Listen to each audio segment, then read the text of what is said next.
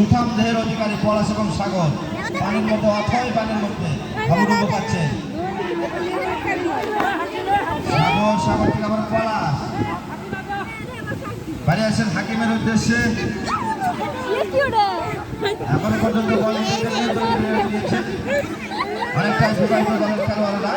এদিকে কিন্তু সজাগ দৃষ্টিতে রয়েছেন দানবের মতো সেখানে গোলরক্ষক পাহারা দিচ্ছেন রাব্বি, যেন সেখানে সে চীনের মানব প্রাচীর গড়ে তুলেছেন গোল পোস্টে। আবারও অবিবাহিত দলের খেলোয়াড়দের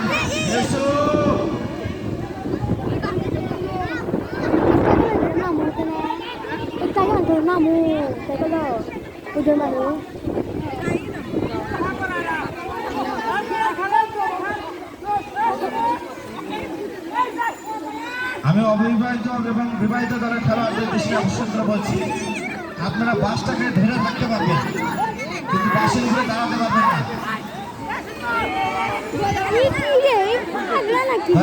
বাসের উপর দাঁড়াবেন না, খেলোয়াড়দের দৃষ্টি আকর্ষণ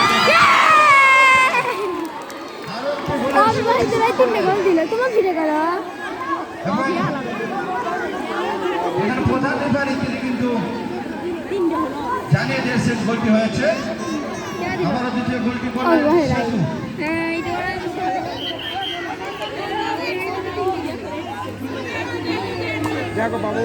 গোলের ব্যবধানে এগিয়ে অবিবাহিত দলের খেলোয়াড়রা 2-0 গোলের ব্যবধানে পিছিয়ে থেকে লড়ছেন বিবাহিত দলের খেলোয়াড়রা।